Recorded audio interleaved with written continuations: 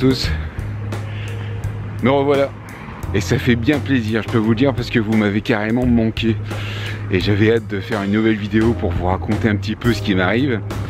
Essayez.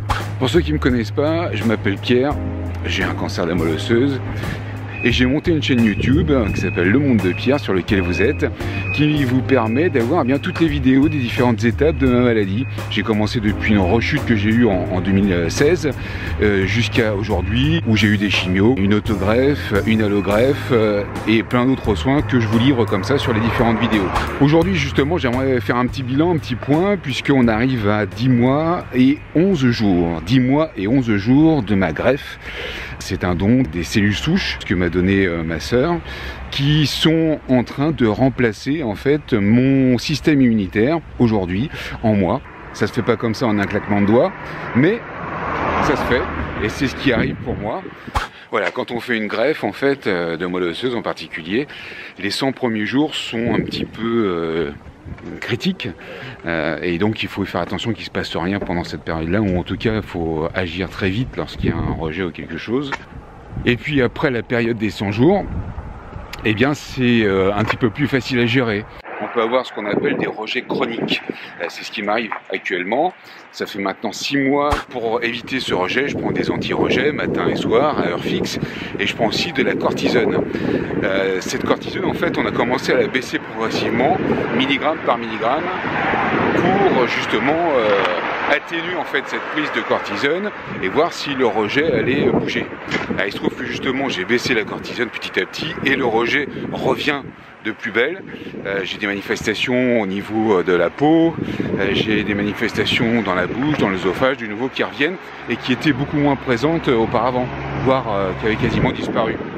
C'est pour ça que je suis allé en consultation il y a quelques jours, assez urgemment justement, pour expliquer tout ça à mon médecin et pour évidemment agir en conséquence. Il se trouve qu'on m'a finalement augmenté, vous le savez, mes anti-rejets. Je suis passé de 25 mg à 50 mg le matin, le soir. Et avec ça, on va voir ce qui va se passer. Normalement, ça devrait remettre tout ça dans l'ordre. J'espère que ce rejet pourra enfin être maîtrisé à 100% pour éviter la prise de cortisone et la prise d'anti-rejet, qui sont quand même des médicaments assez forts. Moins on a de médicaments, mieux c'est finalement, on est bien d'accord. Cela dit, tout va bien, je suis quand même en assez bonne forme, je marche, Justement, je voulais revenir là-dessus parce que je remarche, parce que je ne marchais plus depuis 3 semaines environ, j'avais arrêté complètement, depuis le silence que vous avez eu sur Facebook.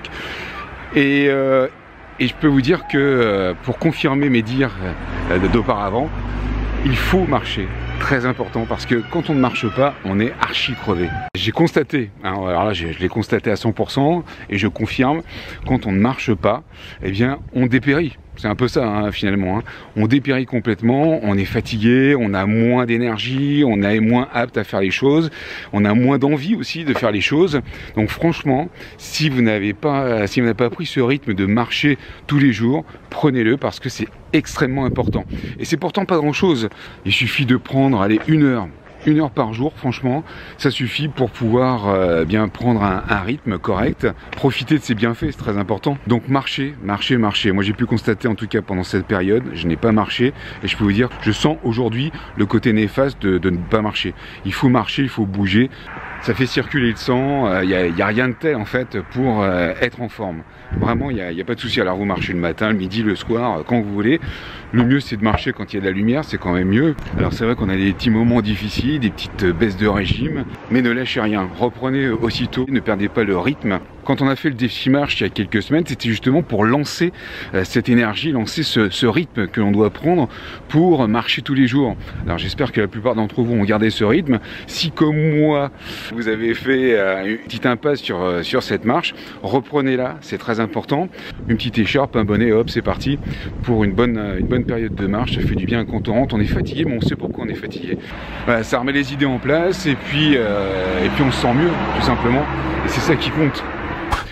Alors si on fait un petit bilan de tout ça, dans la vie, on a des épreuves, c'est certain, des épreuves qui peuvent être très difficiles, mais une fois qu'on est en fond, il faut appuyer sur le fond et puis remonter à la surface et mettre le paquet pour remonter. Parce que on a besoin de cette vie, on a besoin de s'accrocher et on a envie de faire plein de choses très agréables pendant cette vie, on a envie de profiter de la vie. Alors on fonce, on met le paquet, marcher, très important. Si vous marchez, vous avez de l'énergie. Si vous avez de l'énergie, ça travaille dans le cerveau. Et si ça travaille bien dans le cerveau, eh bien vous avez plein d'idées pour faire des choses géniales. La période hivernale, c'est pas forcément la meilleure période pour tout le monde. Anticipez un peu le printemps dès maintenant, justement, en remarchant, en faisant des petits trucs qui vous plaisent et en pensant justement à ce que vous voulez faire. Pensez aux objectifs, les petits objectifs dont je vous parlais dans les vidéos précédentes. Vous y pensez, vous dites voilà, moi je veux arriver à ça. Alors mettez en forme ce que vous avez envie de faire, écrivez-le, voir, comme ça vous allez sortir un peu les idées sur un papier. Et puis vous dites voilà, un objectif, vous donnez une date en disant par exemple, je sais pas, dans 3 mois, il faut que j'arrive à cet objectif-là, c'est mon objectif de vie. Pof, vous mettez ça en place et petit à petit vous y arrivez au fur et à mesure. C'est pas la peine que ça prenne tout votre temps, mais vous y consacrez 1 heure dans la journée pour dire voilà, moi je vais arriver à faire cet objectif. Alors 1 heure pour marcher, ça c'est une chose, 1 heure pour votre objectif et le reste, eh bien vous prenez votre temps et vous profitez de la vie. Il n'y a pas plus beau, non? Avec tout ça, n'oubliez pas de vous abonner si c'est pas déjà fait. Le petit clic rouge, je m'abonne et puis laissez un petit commentaire si vous avez envie. Je vous embrasse et profitez de la vie. Profitez de la vie. Salut à tous. Je continue ma balade.